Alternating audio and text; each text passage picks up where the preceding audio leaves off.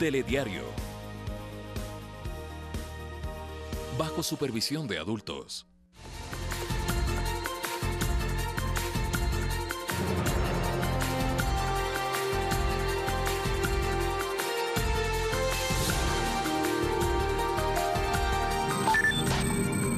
Síganos en nuestras redes sociales. En Twitter, @telediarios. En Facebook, Telediario S.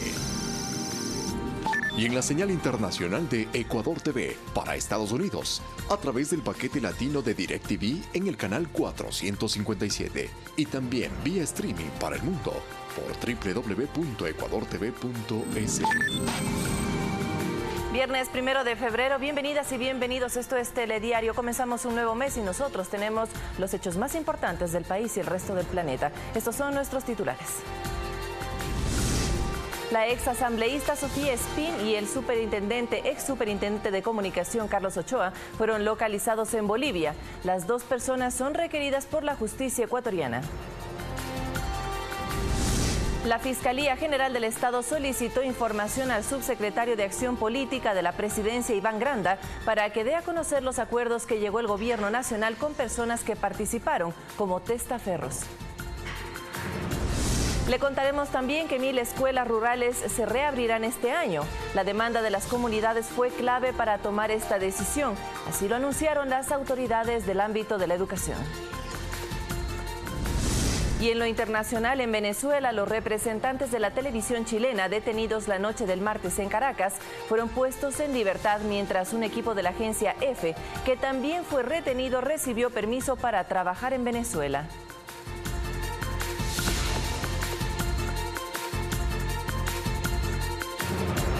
Iniciamos con la información. La ministra del Interior, María Paula Romo, confirmó que se localizó en Bolivia a la ex asambleísta Sofía Espín y al ex superintendente de comunicación Carlos Ochoa, quienes son requeridos por la justicia ecuatoriana. Espín es investigada por presunta oferta de tráfico de influencias, mientras que Ochoa por supuesta falsificación y uso de documento falso. Tanto Espín como Ochoa habrían solicitado asilo al gobierno del presidente Evo Morales.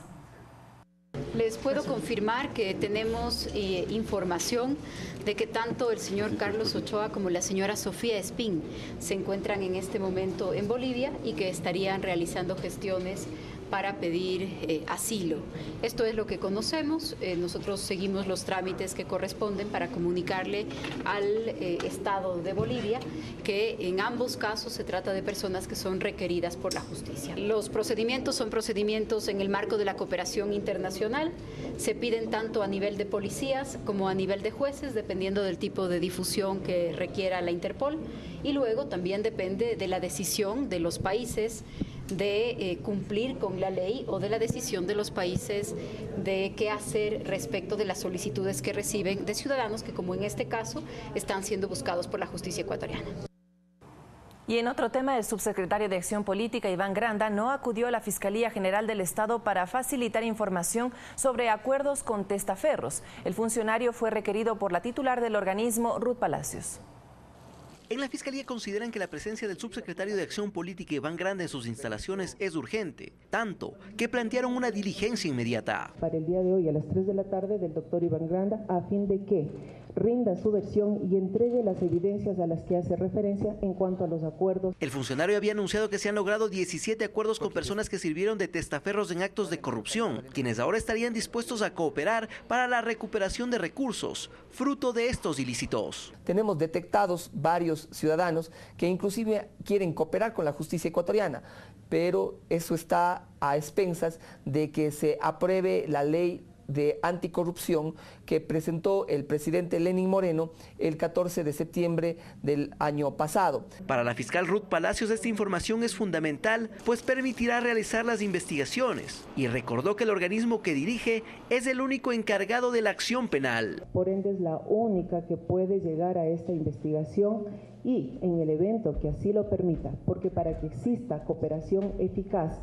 es necesario que haya un enjuiciamiento penal. Sin embargo, la asistencia del subsecretario no se produjo, por lo cual habrá que esperar se reagende este pedido realizado directamente por la principal del Ministerio Público. Alex Llanos, Telediario.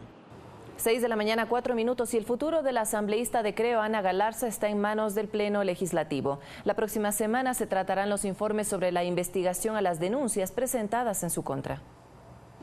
La presidenta Elizabeth Cabezas ratificó este jueves la decisión del CAL de que el caso Galarza sea resuelto en el Pleno de la Asamblea. Todavía yo no he hecho ninguna convocatoria para ese tema, está previsto para la próxima semana, yo lo había anunciado de inicio el día martes. Sobre la legisladora de Creo pesan varios cuestionamientos que van desde el mal uso de la credencial de la Asamblea, gestión de cargos públicos y un comportamiento indebido de sus asesores, quienes han sido separados de sus cargos. Nadie puede estar por encima de la ley, eso tiene que quedar perfectamente claro, y por lo tanto pues los asambleístas todos tenemos que ser tratados con la misma vara. En Alianza País no se han reunido para adoptar una decisión, pero Lenin Plaza advierte que estos escándalos han generado precedentes negativos para la imagen de la Asamblea. Creemos que se debe juzgar como a las otras dos asambleístas. Es decir, destitución. Porque aquí no debe haber asambleístas ni de primera ni de segunda. En Creo mantienen su respaldo a Galarza y esperan escuchar sus argumentos cuando ejerza su derecho a la defensa en el plenario. Si es que existen causales entre el comportamiento y la norma y la adecuación del comportamiento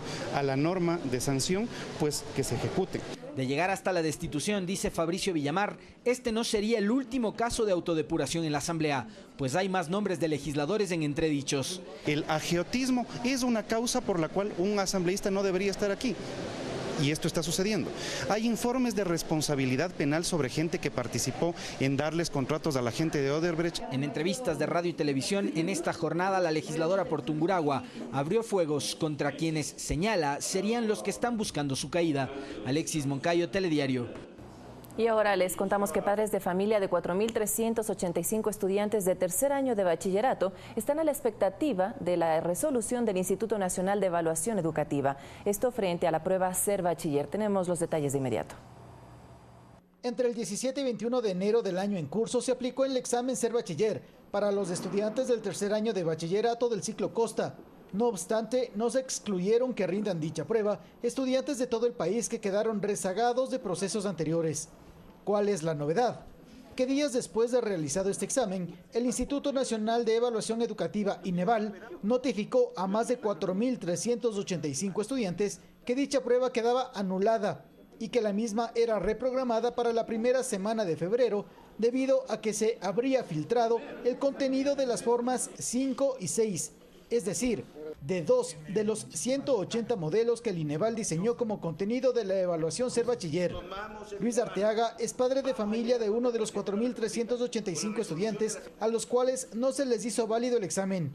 Reclama que a ellos se les ha vulnerado en sus derechos porque no hay constancia hasta el momento de que 1, 2 o un grupo de los evaluados sean los responsables de haber conocido por medios ilícitos el contenido del examen. El INEVAL es el que cambia, pone las claves y todo. Los estudiantes los que van a rendir su examen, ellos tienen una computadora, en esa computadora entran con su clave y proceden a dar sus exámenes. Este asunto se trató en la Comisión de Educación de la Asamblea. Se aprobó una resolución donde, entre otras cosas, se exhorta al INEVAL a que no reprograme el examen Ser Bachiller para febrero porque retrasaría el ingreso de los chicos a las universidades y que se haga válida la nota ya registrada, a excepción de los casos donde se logre determinar a los responsables de la supuesta filtración. En ese sentido tendrá que suspenderse, pero en los otros casos se recomienda el que se mantenga este puntaje ya publicado y ha notificado a los padres de familia. Sin embargo, ese requerimiento no fue aceptado en un inicio por el INEVAL. Su directora, José T. Arévalo, argumentó que de por medio hay reglamentos y plazos establecidos. Las personas que no asistan no tendrán nota, entonces esta es una repercusión muy grave que deberían tener en cuenta las personas. Y si nosotros tenemos que venir y tomarnos el INEVAL, aquí estaremos en Quito. El Instituto Nacional de Evaluación Educativa dará a conocer una decisión final sobre este tema en el transcurso de las próximas horas. Javier Ceballos, Telediario. Y atención a lo siguiente, en Guayaquil, el interventor designado por el Ministerio de Educación en la unidad educativa CEBI denunció ante la justicia un nuevo caso de abuso sexual. La víctima sería un niño de 5 años. Durante su comparecencia en la Unidad Judicial del Albán Borja en Guayaquil, el nuevo interventor del Colegio Internacional CEBI presentó ante la Fiscalía del Guayas un nuevo caso de abuso sexual a un menor de 5 años. En base a aquello, como fiscal encargado de la Fiscalía Novena de Violencia de Género, se aperturó una nueva investigación previa en contra del hoy sentenciado ya de apellido Palacios M, para que sea investigado por este nuevo delito de naturaleza sexual. El delegado del Ministerio de Educación reemplazó a la anterior interventora, que fue impedida de realizar la respectiva inspección por parte de los administradores del plantel. Sumado a esta falta, el no pago de las sanciones llevó al ministerio a solicitar su cierre, medida que luego fue apelada.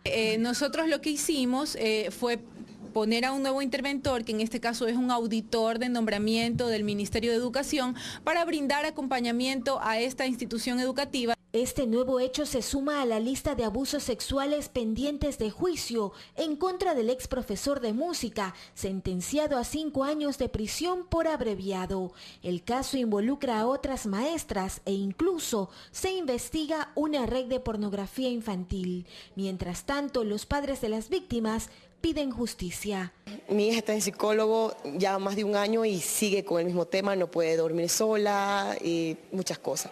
No sé si se va a olvidar, se va a revertir. Infecciones, daños físicos, muy aparte de los psicológicos, a los niños y a los padres. Niños de 3 años de edad, infantes, tienen que recorrer por su vida habiendo sido abusados sexualmente y violados. Mariuxi Buenaño, Telediario.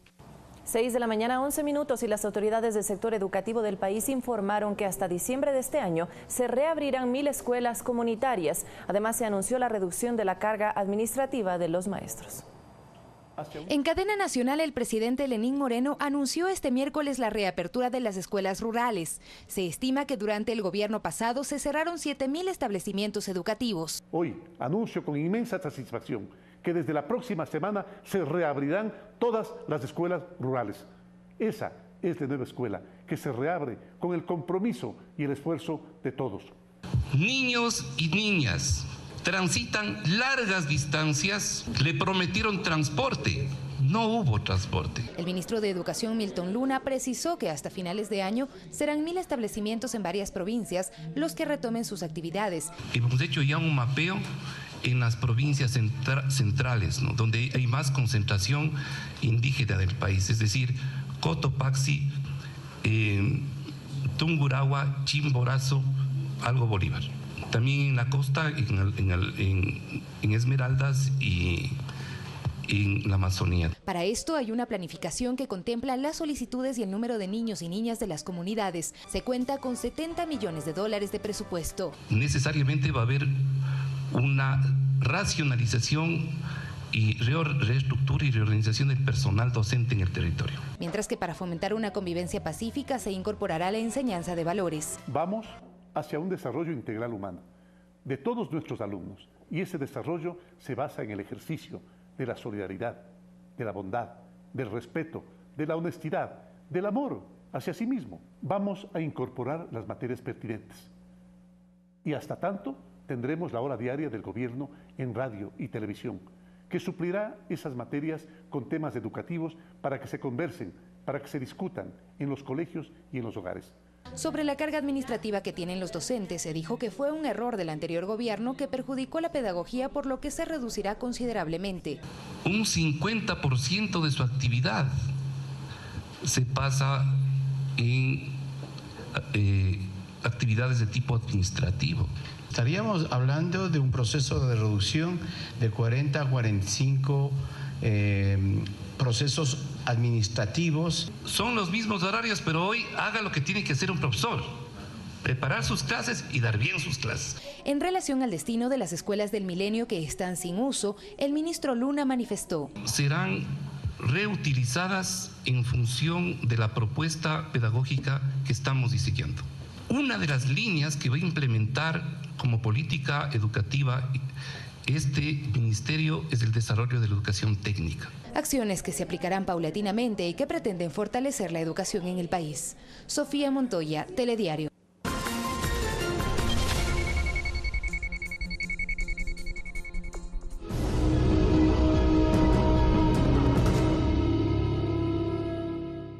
Este sábado, los chicos quieren presentar una obra de teatro. ¿Eso qué es? Esto es una obra de teatro. La dramaturgia de esta obra permite que el personaje del novio sea trabajado de manera totalmente independiente del resto de los personajes.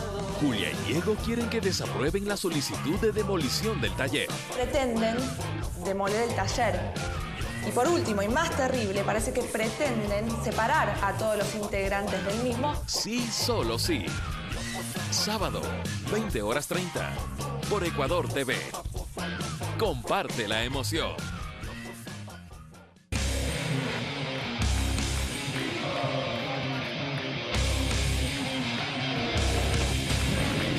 Fanático como tú. Comparte la emoción.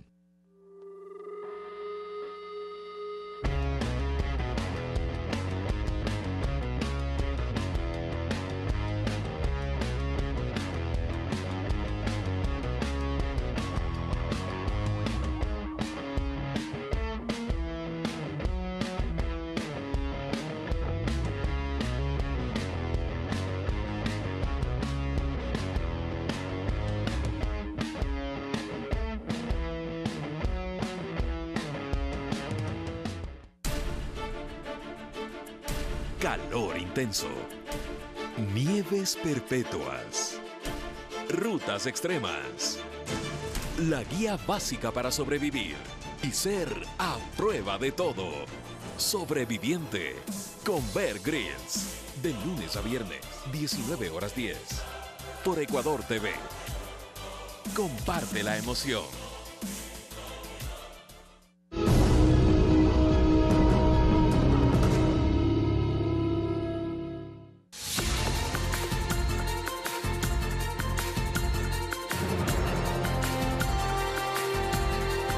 Gracias por continuar en la sintonía de Telediario. Le contamos de inmediato que brindar atención a adultos que deambulan por las calles y optimizar la transferencia de bonos serán parte de las acciones que emprenderá el Ministerio de Inclusión Económica y Social en Guayaquil, Durán y San Borondón. Durante el 2018, el Ministerio de Inclusión Económica y Social atendió a adultos mayores que se encontraban en situación de calle, con problemas de adicción al alcohol y otras drogas. Durante este accionar se evidenció el elevado número de personas que pasan por esta realidad en Guayaquil, por lo que se plantea la creación de un centro de atención para estas personas. Actualmente, junto a la Gobernación del Guayas, ya se contempla dónde podría estar ubicado. Es una estructura, un complejo bien importante que dispone de comedores, habitaciones, y yo creo que vamos a tener que trabajar ahí, pero obviamente con elementos profesionales mucho más complicados que solamente la prestación de refugio temporal. Otro de los puntos en los que trabaja el MIES es la actualización del registro social para optimizar la entrega de transferencias monetarias como el bono de desarrollo humano. El último registro con el que se contaba data de 2013, por lo que en 2018 se actualizó a 49.000 personas. La intención es brindar este servicio a quienes aún se encuentran en pobreza extrema e identificar a quienes no se ha atendido. Entonces nosotros tenemos que buscar a esas personas que no tienen seguridad social, que no tienen activos, ¿no es cierto? Son personas a las que hay que estudiar su condición de familia, su condición socioeconómica, su entorno. Nosotros trabajamos ahorita con la entrega de 950.000, cerca de 1 millón de transferencias monetarias al año. Entiendo que queremos un incremento el año que viene. Para hacer efectivo este trabajo, el MIES posesionó a nuevos directores distritales. Daniel Vázquez, director para Durán y San Borondón, buscará vincular a estas personas con situación de calle al ámbito laboral. Al sector productivo. Es muy difícil trabajar sin un objetivo, sin un horizonte, ¿ya? Y por ese sentido, yo creo que primero hay que, obviamente, acompañarlos, ayudarlos hasta el momento que estén listos para cambiar un poco su rutina. Edwin Feijó, recién posesionado director del MIES para el norte de Guayaquil, buscará la cooperación interinstitucional para identificar a personas en pobreza extrema que aún no se benefician de los bonos. La coordinación que se está haciendo con instituciones como la Brigada de las Manuelas, que forman parte del Plan Toda una Vida, y otras instituciones del Estado como Semplades, como INE, que se están sumando. El MIES emprenderá a la par acciones para atender la situación de pobreza que preocupa en algunos sectores de Guayaquil, como Monte Sinaí. Luis Alfredo Zúñiga, Telediario. El Pleno de la Asamblea Nacional reconoció a Juan Guaidó como presidente de Venezuela y respaldó al mandatario Lenín Moreno frente a los insultos emitidos en su contra por Nicolás Maduro. Tres legisladores de diversas vertientes políticas, Fafo Gavilanes de País, Lourdes Cuesta de Creo y el socialcristiano César Roón, presentaron el proyecto de resolución la semana pasada, cuando Juan Guaidó se proclamó como presidente encargado de Venezuela. Esto identifica respaldar la posición del gobierno ecuatoriano en buscar una salida pacífica, una salida democrática. 69 votos a favor aprobaron esta resolución que no solo reconoce como jefe del Estado venezolano a Guaidó, sino que rechaza las políticas de Nicolás Maduro. Acorde también a lo que el presidente de la República dio su respaldo a Juan Guaidó, y también hemos declarado como gobierno ilegítimo al señor Nicolás Maduro. Con esto también desde la Asamblea se envió un mensaje de respaldo al presidente Moreno, quien fue objeto de ataques verbales por parte de Maduro y otros funcionarios de su gobierno. Que rechazamos de manera categórica los términos o los epítetos en contra de nuestro presidente. En el Parlamento de Ecuador hacen votos porque Venezuela puede encontrar una salida pacífica y democrática a esta crisis. De manera inmediata tiene que llamarse elecciones.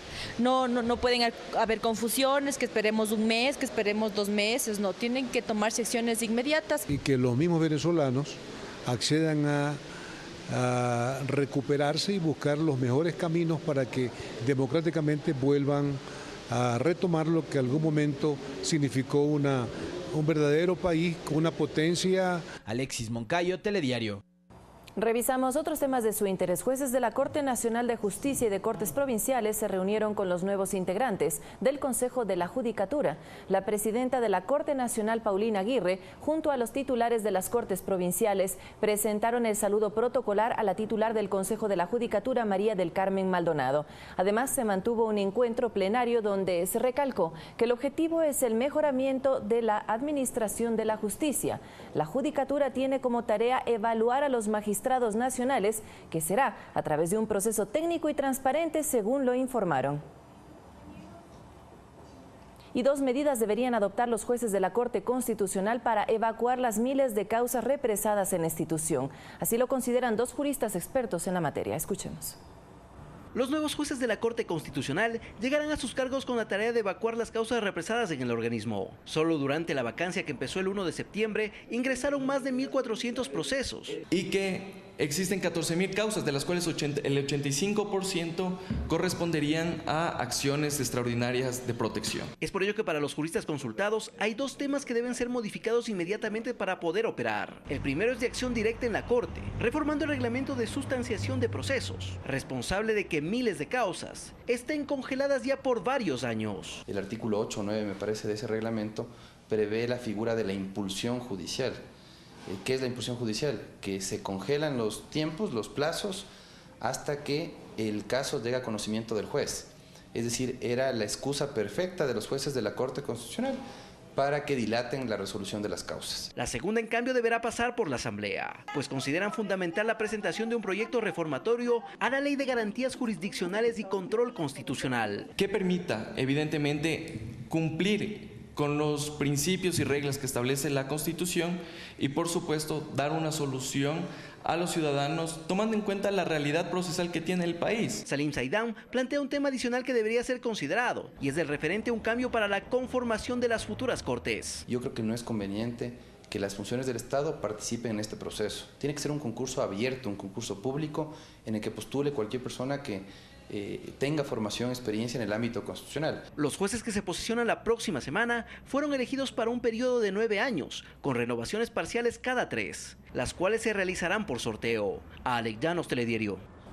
3 altos mandos de la Policía Nacional serán llamados a declarar en el caso que se sigue por la muerte del periodista Fausto Valdivieso. Según la Fiscalía, el proceso presenta avances. Durante la audiencia que se sigue por el asesinato del periodista Fausto Valdivieso, el asambleísta y exministro del Interior José Serrano pidió se llame a declarar a 3 altos mandos de la Policía Nacional. Señalado el nombre del comandante general, de los oficiales que dirigían las investigaciones con la Fiscalía General del Estado, porque creo que ese es un elemento que va a ayudar en gran medida para que la justicia y el país puedan llevar a un término final pues esta investigación. Compareció Fiscalía conjuntamente con su abogado, dio la versión libre voluntaria y aportó con ciertos elementos adicionales a la investigación que están siendo depurados para continuar con el posible móvil del fallecimiento de Fausto Valdivieso. Fausto Valdivieso fue asesinado en abril de 2013. Los policías en mención son el comandante Rodrigo Marcelo Suárez Salgado, quien en ese entonces era comandante general de la policía, el coronel Javier Galarza, que estaba a cargo de la unidad antinarcóticos, y el mayor Max Rojas Encalada. Son los que podrían aportar detalles sobre el caso. Que van a ser en los próximos días llamados para que den sus versiones libres y voluntarias, ya que según la versión del doctor Serrano, ellos habían elaborado informes en todo este caso. Según el abogado de la familia Valdivieso, esto significa un avance en el proceso. Estamos complacidos por eso y creo que va a ser muy importante poder contar con estos oficiales para que nos digan detalles que probablemente no hayan constado en la primera investigación, sobre todo sobre algunos informes que aparentemente no fueron entregados. La próxima semana se espera rinda su versión Lady Zúñiga. Convocado para el próximo lunes 4 de febrero, 11 de la mañana, a la ex ministra de Justicia y que fue en aquella época del fallecimiento de Fausto Valdivieso, asesora del Ministerio del Interior, la doctora Lady Zúñiga Rocha. El pedido de versión libre y voluntaria, que fue por 2 ocasiones al expresidente Rafael Correa, él supo indicar mediante su cuenta de Twitter personal de que quería hacer su diligencia de versión libre y voluntaria vía diplomática. Mariuxi Buenaño, Telediario. Y cambiamos de tema para contarles que el alcalde de Quito, Mauricio Rodas, presentó a la titular de la Asamblea Nacional, Elizabeth Cabezas, varias reformas a la ley de tránsito que, en esencia, proponen la legalización de las plataformas Uber y Cabify para su incorporación formal al servicio de taxis. A partir de ahora empieza un camino que no será nada fácil recorrerlo. A nombre del Consejo Consultivo Ciudadano de Movilidad, el alcalde de Quito, Mauricio Rodas, entregó a la presidenta de la Asamblea, Elizabeth Cabezas, un proyecto de reformas a la ley de tránsito, que en síntesis propone la legalización de los servicios conocidos como Uber y Cabify al taxismo formal. De acuerdo al burgomaestre, esta es una propuesta socializada con todos los actores involucrados en este tema. Pensando siempre primero en el usuario, será deseable ampliar el número de opciones, el número de alternativas, para que sea el ciudadano quien pueda escoger por calidad y por precio. No podemos cerrar los ojos a los nuevos avances tecnológicos en el mundo. Si la comisión ocasional que tramita las reformas a la ley de tránsito da paso a este planteamiento, estas compañías deberán legalizarse con domicilio en el país y cumplir así las normas societarias y tributarias. Además, el 5% de sus ganancias deben ser entregadas a los respectivos municipios. Sus conductores deberán tener más de 18 años, su licencia de manejo debe estar vigente con 25 puntos y que sus vehículos tengan una vida útil de al menos 5 años. Las tarifas serán reguladas por cada municipio. Es defender el interés ciudadano en el derecho legítimo que tiene a un espacio de movilidad. Realmente creo que no hay mejor forma sino transferir al ciudadano justamente que exprese sus aspiraciones y sus expectativas sobre los servicios que el país y las ciudades deben mantener. Antes de que inicie formalmente el trámite en la asamblea de esta propuesta de legalización, taxistas amarillos consultados ya anteponen su rechazo. Porque este es un trabajo que lo hemos venido desempeñando desde hace muchos años. Está muy mal eso, pero ya se veía venir eso del alcalde como que fue en contra de nosotros. Que perjudica a todos los taxistas. ¿En qué sentido? En el sentido que nos quitan el trabajo porque dan las aplicaciones. No hay un plazo determinado para el trámite de estas reformas a la ley de tránsito. Javier Ceballos, Telediario. En otra información, trabajadores de CNT piden que antes de que se concrete una concesión de la Administración del Estatal de Telecomunicaciones se aseguren sus derechos laborales. Exigen transparencia en el manejo de la empresa y la intervención de la Comisión Nacional Anticorrupción. Tras el anuncio del gobierno de buscar la concesión de la Administración del Estatal de Telecomunicaciones CNT, trabajadores tienen sus reparos. Ellos afirman que tienen claro que este proceso no implica una privatización, pero quieren que se respeten sus derechos laborales. Que se mantenga la estabilidad de los compañeros trabajadores, de que se respeten sus derechos como trabajadores consagrados en la Constitución de la República y consagrados en nuestro contrato colectivo también. Estos puntos serán expresados en mesas de trabajo que tendrán con el gobierno en Quito a partir de la próxima semana. Trabajadores piden además la transparencia en el manejo de la empresa, pues a su consideración esto no ha existido. Existen más de 20 años que no existe un balance en CNT. Y eso es grave, compañeros. Eso es grave porque nos deja la clara idea de que se ha manejado la empresa como que fuera una tienda de la esquina. Jorge Rodríguez, coordinador de la Comisión Nacional Anticorrupción, concuerda en que deben transparentarse las cifras económicas de CNT, pues sin esta información no se puede hacer un balance. No sé cuánto es el 25%, porque no tengo específicamente el monto real de ventas de una serie de los 10 últimos años. No tengo adicionalmente también cuál es el saldo positivo de utilidades que podría o que ha tenido durante los 10 años. No tengo la y por cantidad, lo tanto, ¿cuáles son las proyecciones? Evidente. Rodríguez propone una auditoría de las distintas administraciones de CNT, pues sospechan de irregularidades durante el gobierno anterior, cuando el ex vicepresidente Jorge Glass era parte del directorio de la empresa. Hay un tema que especialmente nos preocupa, el tema de la contratación de lo que es el cable submarino, las concesiones que hubo, cómo se trabajó con la superintendencia de telecomunicaciones. En definitiva, ahí hay un entuerto que realmente nos puede permitir tener una punta de un hilo que nos pueda llevar hacia el descubrimiento de cierto tipo de negociados que se hicieron en el gobierno anterior. El proceso que lidera el consejero del gobierno, Santiago Cuesta, implica la concesión del 100% de la administración de CNT por 20 años a un valor de 4.000 millones de dólares y el Estado reservará el 25% de las utilidades. Los trabajadores indican que si se respetan sus derechos laborales y existe una transparencia en administraciones anteriores, la concesión es positiva. Luis Alfredo Zúñiga, Telediario.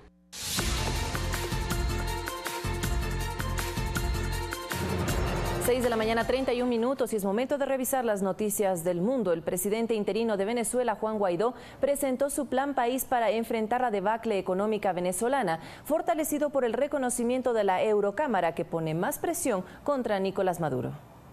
Con el fin de atender la emergencia humanitaria, conseguir inversiones, frenar la inflación y reactivar la industria petrolera, el presidente de la Asamblea Nacional dio a conocer su plan país. Este plan no busca apretar, por cierto. No busca apretar, busca reactivar, busca buscar nuevas fuentes de ingreso para Venezuela. Este plan no busca chantajear al ciudadano, no más control social, no más depender de un subsidio. Se negó a descartar la intervención militar estadounidense en medio de la escalada de la crisis política, social y económica, y dijo que el pueblo venezolano quiere poner fin a la dictadura de Maduro. Que el usurpador ponga eso como una solución a la crisis. Ya lo hizo en 2017. Él le hace ver a sus acreedores, a sus prestamistas, a sus aliados que él quisiera resolver el problema. Antes decía que no tenía con quién entenderse, que la oposición estaba dividida, sorpresa. La oposición está más sólida, fuerte y enfocada que nunca. Y finalmente el líder opositor también hizo público que las fuerzas especiales de seguridad allanaron su residencia para intimidar a su familia y responsabilizó a Maduro de su seguridad. Están evidentemente midiendo y otra vez le sale mal, otra vez el jueguito de intimidación, otra vez el jueguito le sale muy mal. Quiero aprovechar para hablar de amnistía, quiero aprovechar para hablar de garantías. Nuestro corazón no se va a llenar ni de odio ni de resentimiento. Nuestro corazón y nuestras acciones están guiadas por Venezuela y al servicio de Venezuela. Nuestras acciones seguirán siendo ayuda humanitaria. Algo que fue condenado por el secretario general de la OEA, Luis Almagro, a través de su cuenta en Twitter. Fernanda de la Bastida, Telediario. Mientras el asesor de Seguridad Nacional de Estados Unidos, John Bolton, invitó a Nicolás Maduro a que tenga una tranquila jubilación y le instó a aprovechar la oferta de indulto por parte del diputado Juan Guaidó. A través de su cuenta de Twitter, deseó a Nicolás Maduro y a sus mejores asesores una larga y tranquila jubilación viviendo en una bonita playa en algún lugar lejos de Venezuela. Esto mientras que el vicepresidente norteamericano Mike Pence informó que las investigaciones de la Administración para el Control de Drogas, DEA, han apuntado a la corrupta narcodictadura de Maduro. Además, hoy viernes viajará a Florida para reunirse con venezolanos. Separados de sus padres en la frontera. Y los representantes de la televisión chilena detenidos la noche del martes en Caracas, capital de Venezuela, fueron puestos en libertad, mientras que los otros 5 periodistas retenidos, solo los 2 franceses serán deportados a Colombia. Bien, pide la ayuda humanitaria. Los colombianos Mauren Barriga y Leonardo Muñoz y el español Gonzalo Domínguez, miembros del equipo periodístico de la agencia EFE de Noticias, recuperaron este miércoles su libertad y obtuvieron permisos para seguir laborando en Venezuela, según informó la agencia en Twitter. La retención de este nuevo equipo de comunicadores provocó el rechazo no solo de otros medios de comunicación, sino también de autoridades y políticos. Muy importante no entorpecer la actividad de la prensa. La prensa es un pilar fundamental de la democracia. Aquí desde el Parlamento Europeo hemos incorporado de manera expresa una enmienda a la resolución exigiendo de manera expresa y muy determinada la liberación de todos los periodistas que han sido apresados, detenidos arbitrariamente por Maduro. De parte del gobierno de Nicolás Maduro se asegura que la reacción en medios provocada por las detenciones del equipo de EFE y en días anteriores de televisión chilena de 2 periodistas franceses de la cadena TMC, quienes ya fueron deportados a Colombia, y de comunicadores venezolanos responde a una operación mediática. Es inaudito e irresponsable que medios de comunicación envíen periodistas sin cumplir con los requisitos mínimos previos que exige la ley de Venezuela, para luego armar un escándalo mediático al que se suman sus gobiernos. Otra faceta de la operación mediática contra el país. A su llegada a Santiago, los comunicadores hablaron con la prensa, al igual que el canciller chileno Roberto Ampuero. Evidentemente el clima en Venezuela es complejo. Hoy día uno ingresa, no hay muchas garantías para la libertad de expresión. Fernanda Vera, Telediario. En otro tema, la Comisión Interamericana de Derechos Humanos, CIDH, notificó al Estado ecuatoriano de la solicitud de medidas cautelares presentada por los abogados de Julian Assange y le ha requerido proporcionar información sobre la situación del asilado en la Embajada del Ecuador en Londres. La notificación llegó el 29 de enero y después que la justicia ecuatoriana estableció en 2 ocasiones la legalidad del protocolo especial de visitas, comunicaciones y atención médica al fundador de Wikileaks, el cual garantiza tanto sus derechos como el cumplimiento de sus obligaciones en calidad de asilado. El gobierno colombiano pagará recompensas de hasta 4.000 millones de pesos por las máximas cabezas del Ejército de Liberación Nacional, grupo subversivo señalado de estar detrás de al menos 40 crímenes contra líderes sociales en varias zonas del país. Al término de un consejo de seguridad en Quibdó, el presidente Iván Duque anunció que esa cifra equivalente a 1.3 millones de dólares y la más alta recompensa que ofrece el Estado por un criminal pesa sobre las cabezas de Gavino, Antonio García y alias Pablito. En otro punto del planeta, al menos 12 fallecidos deja hasta el momento el vórtice polar que azota al centro oeste de Estados Unidos. La mayoría de víctimas mortales se han registrado por accidentes de tránsito. En ciudades como Chicago, la sensación térmica alcanza los 50 grados bajo cero. La policía alertó a la ciudadanía sobre el riesgo de conducir en autopistas cubiertas de hielo. Y un incendio consumió a más de una docena de vehículos en un estacionamiento del Aeropuerto Internacional de Newark, en New Jersey. Imágenes captadas desde un helicóptero mostraban la densa nube de humo y las llamas mientras bomberos intentaban sofocar las llamas en el aparcamiento de la Terminal C del Liberty Airport en medio de escalofriantes temperaturas de hasta menos 15 grados. Humo de color negro muy denso que no interrumpió las operaciones de esa terminal aérea. La policía aún desconoce las causas que provocaron este siniestro. Y a ustedes, amigas y amigos, por acompañarnos a partir de este momento. Nuestros invitados en esta jornada serán Ronnie Aliaga, asambleísta por la provincia del Guayas, miembro del bloque Revolución Ciudadana. Su réplica a las declaraciones de Marcelo Dueñas, abogado de la y representante legal de la asambleísta de Creo, Ana Galarza. Estas declaraciones fueron emitidas en este mismo espacio en relación a la situación de su defendida. Y desde Caracas, Venezuela, Nélida Fernández, periodista, directora de la delegación de la agencia española EFE en ese país. ¿Qué garantías o qué amenazas hay en Venezuela para el ejercicio del periodismo? ¿Cómo se encuentran además los colegas periodistas que fueron apresados y posteriormente liberados por el gobierno de Nicolás Maduro? Y además Gabriela López, subdirectora técnica del Instituto Nacional de Patrimonio Cultural. Los primeros análisis realizados a la momia de guano y cuál es la importancia científica de este trabajo. Temas y personajes de esta mañana en Primera Impresión. Muy buenos días.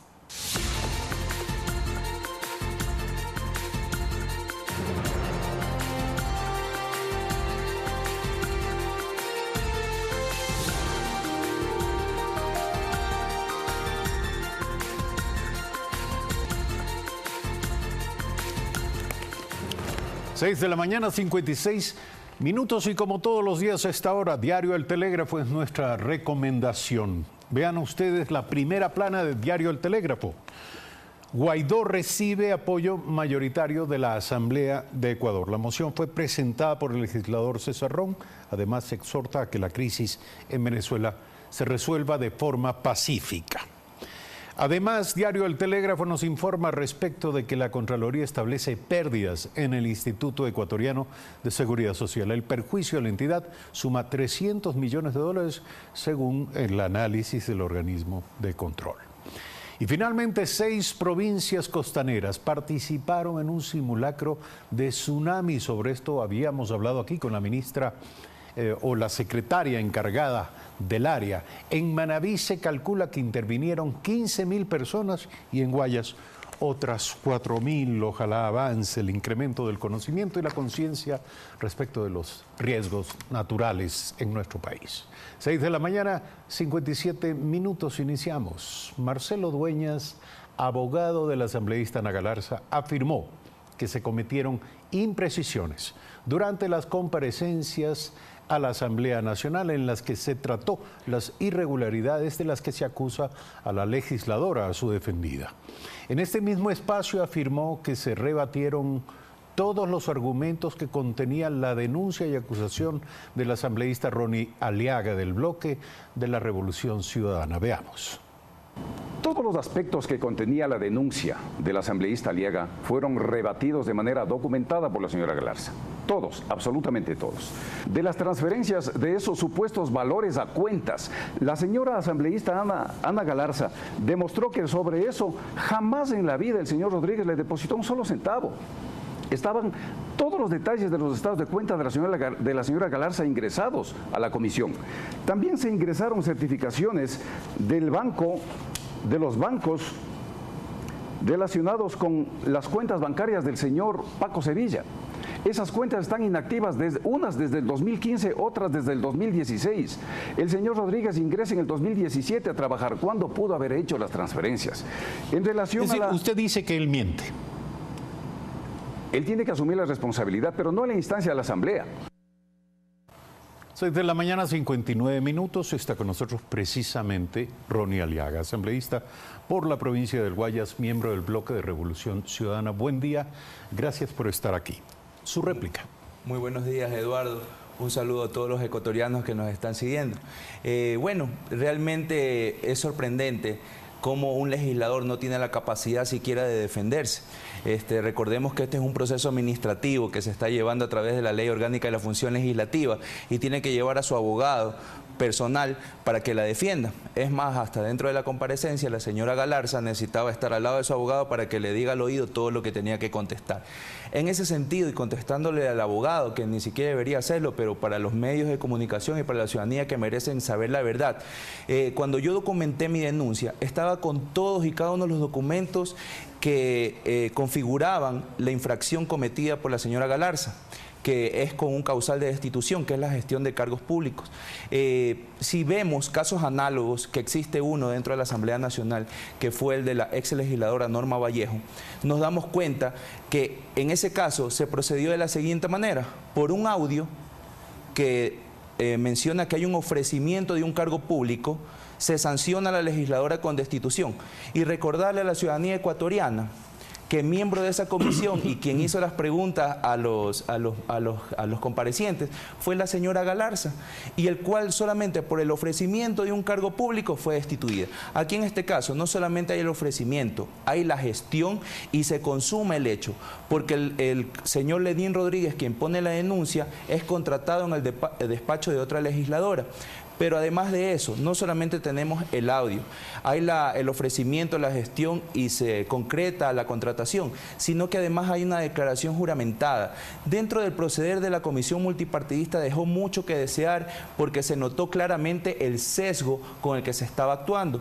¿Por qué? No hicieron válidas ninguna de las pruebas, solamente hicieron válidas las declaraciones juramentadas de los asesores de la señora Galarza, hoy en día ex asesores, ya que es tanto la maraña de corrupción que se ha presentado dentro del despacho de la señora Galarza, que muy acertadamente la señora presidenta de la Asamblea Nacional toma la decisión de desvincular a estos dos personajes del despacho, bueno, en este caso de la Asamblea Nacional. Y ahora, las razones por las que se destituye a estos asesores de alguna manera no incriminan a la propia asambleísta Galarza, es decir, ¿no es ella de algún modo corresponsable o superior en su jerarquía de responsabilidad respecto de estos funcionarios? Por supuesto, y eso es lo que la ciudadanía tiene que entender.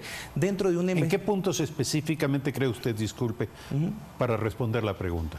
¿En qué medida ella es responsable de lo actuado por ellos? Porque ella es la jefa inmediato, ella es la que avala con su firma el proceder de sus subordinados en este caso. Es decir, las hojas de asistencias que eran fraudulentas, que estaban mintiendo, porque obviamente ya se demostró que el señor Mayorga trabajaba también en Flota Pelileo y la señora Carmen Alvarado ni siquiera trabajaba. Porque eso de que trabajo desde mi casa, yo creo que todos los ciudadanos que en este momento se están alistando para ir a su lugar de trabajo han de estar indignados pensando que una persona gana más de $2.500 desde su casa trabajando, supuestamente, cuando es un trabajo territorial y político. Y en ese sentido, la desvinculación de ellos nos da la razón de que esto se hizo de mala manera, que era con el aval de la legisladora Galarza, porque ella firma las hojas de asistencia. Y en ese sentido, lo que le mencionaba era que a través de mi denuncia, que era por un artículo de la Ley Orgánica de la Función Legislativa, se descubre toda una maraña de corrupción que tiene que ver hasta con el pago de deudas hacia el asambleísta, y eso puede caer en un causal, posiblemente enriquecimiento ilícito. A ver, explíquenos lo último que acabo de decir, un pago de deudas. ¿De qué deudas? Por supuesto, hay una factura hacia una fundación que va dirigida la factura hacia la señora Galarza, y en ese sentido ella tiene que pagar $4.200 de 15 adhesiones para un banquete en la ciudad de Guayaquil, para aparecer dentro de un libro que se llama Personajes y Personas, y ella traslada esos costos a su equipo de trabajo. En ese sentido, no es un aporte voluntario, ella les está pidiendo que le paguen esas adhesiones. ¿Y ese pago se produjo? Por supuesto, presentamos nosotros también como pruebas las transferencias correspondientes del señor Lenín Rodríguez hacia el asesor número 1, el señor Iván Mayor. Ahora, lo que al final del día se está juzgando es si tramitó o no cargos públicos. Por supuesto, pero los ecuatorianos tienen que entender que el proceder de un legislador no debe ser de esta manera. Si ya hay los causales suficientes para el tema de destitución por la gestión de un cargo público que se consumó, pero el resto de estas cosas, imagínense justificar solamente una sanción por el mal uso de una tarjeta magnética, cuando sabemos que eso es usurpar y fingir que uno es funcionario público, porque el familiar de la señora Galarza que usaba la tarjeta era básicamente para justificar el ingreso al Palacio Legislativo de una persona que supuestamente trabajaba desde su casa, y en ese sentido nos podemos dar cuenta que se está configurando también algo parecido al piponazgo. Es decir, los legisladores no podrían darle espalda al hecho de que hay otros temas que, aunque no violenten norma específica, tienen que ver finalmente con el juicio moral de lo actuado, de las actuaciones del asambleísta Galarza. Por supuesto, siempre se ha hablado de normas deontológicas. Si esto es válido para la asambleísta Galarza, ¿por qué no para la señora Vallejo? Norma Vallejo. Eso es lo que estamos hablando. Aquí el asunto es que Norma Vallejo fue destituida. Y si midieron con esa vara, con exactamente las mismas consideraciones por supuesto, que usted aduce ahora. Sí. Pero cuando estuvo aquí Amapola Naranjo, su colega del bloque de Revolución Ciudadana, ella dijo que no estaba de acuerdo con la destitución de Norma Vallejo, bajo ningún concepto. Sin embargo, con los mismos argumentos, aduce que debe ser destituida Ana Galarza. Es que bajo ese concepto significa que la comisión multipartidista anterior que trató el tema de la legisladora Norma Vallejo, significa que actuó con mucha ligereza o fue direccionada a la fiscalización. Y en ese sentido, recordemos que si ya se ha presentado un caso análogo en las Cortes Internacionales, le va a sacar una cantidad indeterminada al país por la violentación de sus derechos. A ver, ¿qué derechos fueron violentados? Insisto, ¿usted está de acuerdo en que bajo la misma lógica lógica se juzgue y destituya a Ana Galarza. Sin embargo, aducen que eso no estaba bien en el caso de Norma Vallejo. Explíquenos. Claro, por supuesto, la justicia tiene que ser igual. La justicia tiene que ser igual en todos los casos. Y en ese sentido, si a Norma Vallejo se le acusó por el mismo tema, por el mismo causal, o gestión de cargos públicos, y solamente con un audio, no había declaración juramentada del beneficiario, solamente un audio donde decía que ofrecía el puesto, se la destituye. Acá no solamente que está el audio, acá no solamente hay una entrevista, aquí no solamente hay una nota periodística donde la legisladora donde entró a trabajar Lenín Rodríguez acepta que se lo contrató por la recomendación de la legisladora, también hay una declaración juramentada. Entonces, ¿qué más pruebas queremos nosotros? ¿Está usted de acuerdo entonces con la destitución de Norma Vallejo? Dentro de mi denuncia yo estoy poniendo que el causal es motivo suficiente para que sea destituida, para que pierda su dignidad de asambleísta. Ana Galarza, por supuesto. Le estoy preguntando, ¿usted estaba de acuerdo entonces con la destitución de Norma Vallejo? En ese sentido, si estamos midiendo bajo esa misma vara, por supuesto. Esto pasará al Pleno de la Asamblea. ¿Qué cree usted que va a ocurrir allí? Bueno, yo considero como joven político, quizás con todavía esa inexperticia, uno va adquiriéndola poco a poco en el trajinar, pero considero que dentro del Pleno de la Asamblea Nacional estamos los 137 mejores hombres y mujeres del país, con calidad moral proba y que obviamente tenemos que darle respuesta a los ciudadanos. Toda esta maraña que se ha dado dentro del despacho de la señora Galarza no es el proceder adecuado de un representante del pueblo ecuatoriano. La gente realmente, la ciudadanía en las calles se muestra indignada por cómo se ha trabajado, cómo se ha mancillado en contra de los derechos de los trabajadores que laboraron en ese despacho. Y en ese sentido tenemos la responsabilidad histórica y con el país para responderle que realmente la Asamblea Nacional hoy en día hace una fiscalización que no es sesgada, que es imparcial y objetiva. Se dice que hay 17 asambleístas más que están siendo investigados por el mismo género de irregularidades. Esto significa que esto va a continuar. ¿Usted será consecuente con su postura actual y votará en el futuro por la destitución de nuevos asambleístas implicados en este tipo de irregularidades, aunque sean de su bloque? Mire, lo que tenemos que tener claro es que dentro de una investigación tienen que haber las pruebas suficientes. Yo estoy totalmente de acuerdo. Y si hablamos de defender la patria y de combatir la corrupción, venga de donde venga, tenemos que ser consecuentes con ese discurso. Y efectivamente, nuestra votación siempre se ha visto reflejado en mantener esa institucionalidad de la Asamblea Nacional, defendiendo las causas justas, y en ese sentido nosotros vamos a actuar apegados al derecho, a la ley y obviamente a que se dé el debido proceso, como se ha dado con el caso de la señora Galarza. Gracias, Ronnie Aliaga, asambleísta por la provincia del Guayas, miembro del bloque de Revolución Ciudadana. El país sigue expectante respecto de lo que la Asamblea decida en este caso y en los futuros casos, en donde, como dice nuestro invitado, las pruebas sean suficientes como para asegurar que el comportamiento de los asambleístas merece observación, merece análisis, merece castigo. Gracias, amigos televidentes, también por seguirnos. 7 de la mañana, 9 minutos, hacemos un breve corte, disculpen la tos. Ya volvemos.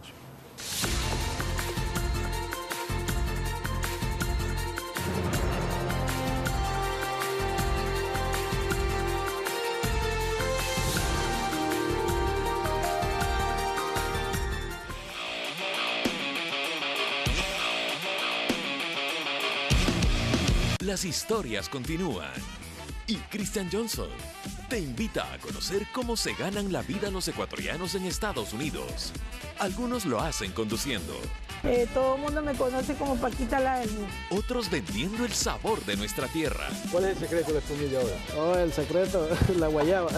Entérate qué labores hacen los ecuatorianos en el extranjero. ¿Por qué te gusta hacer esto? Porque así me gano la vida. 593 Ecuador, todos los sábados a las 19 horas, por Ecuador TV. Comparte la emoción.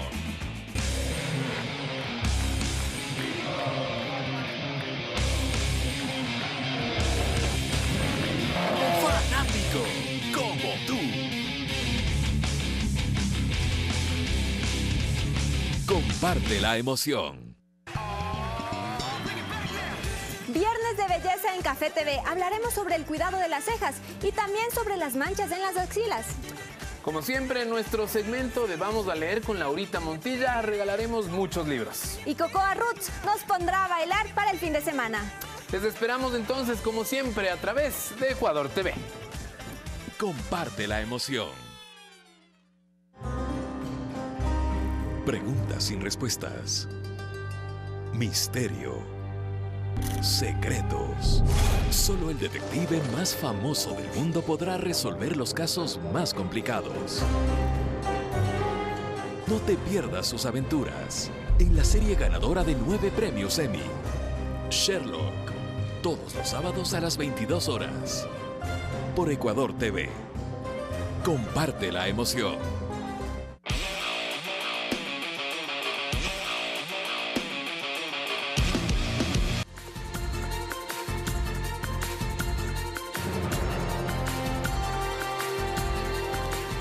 Siete de la mañana, 11 minutos. Continuamos con el segundo tema planteado en esta jornada. Se acentúan las trabas para el trabajo de periodistas que cubren los hechos de los últimos días en Venezuela. Este jueves fueron puestos en libertad los comunicadores que habían sido detenidos por los servicios de inteligencia del gobierno de Nicolás Maduro.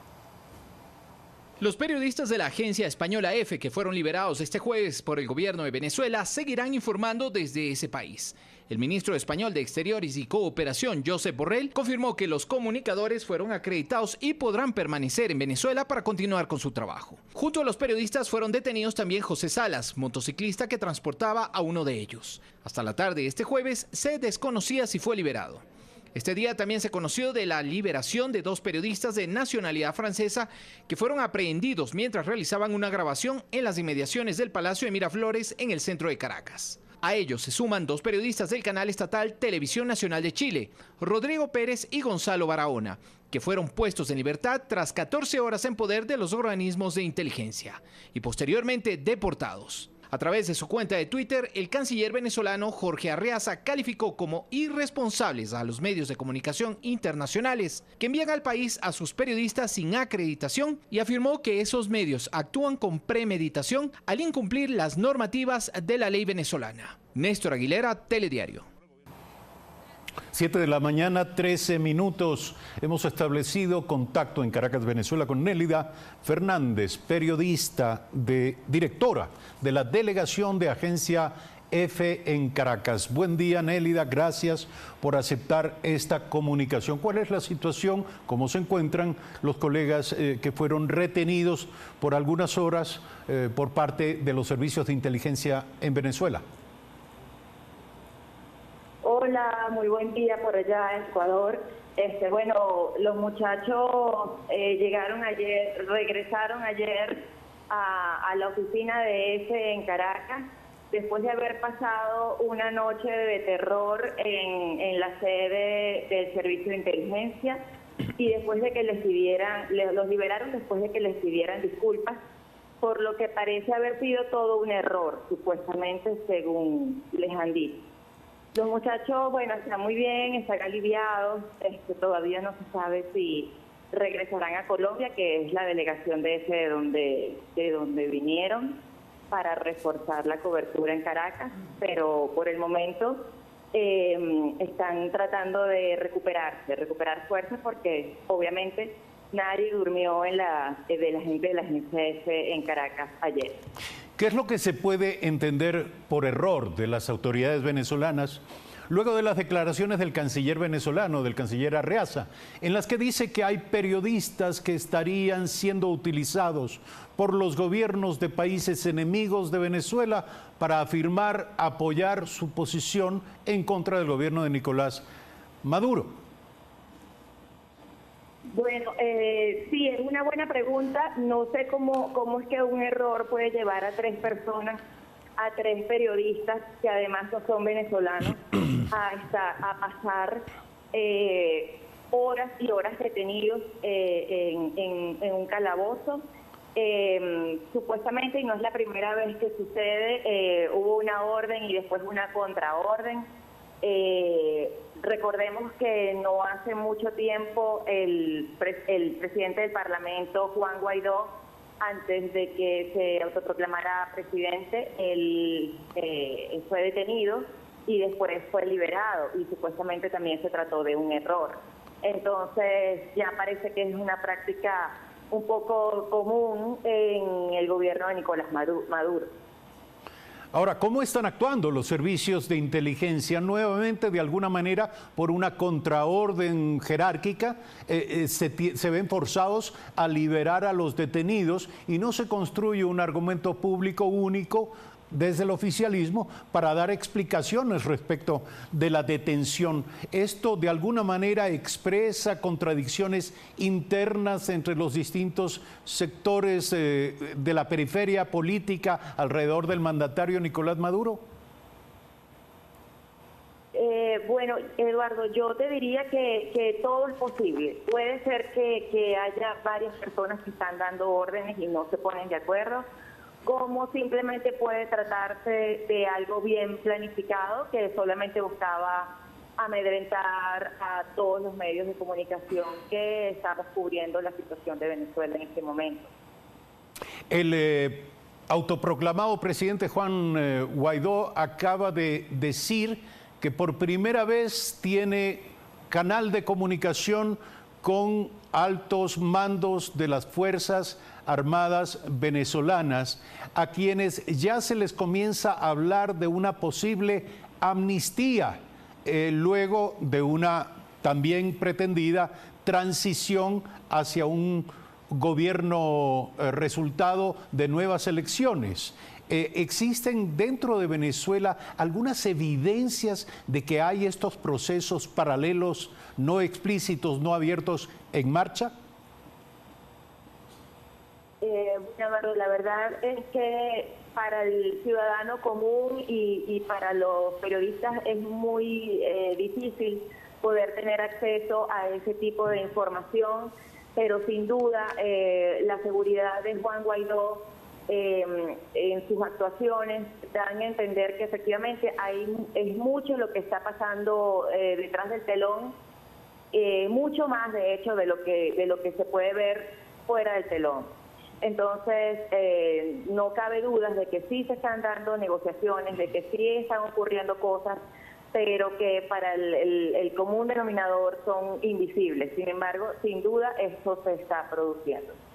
Ahora, daría la impresión de que no son las mismas las informaciones que circulan dentro de Venezuela, evidentemente, que las que circulan fuera de Venezuela.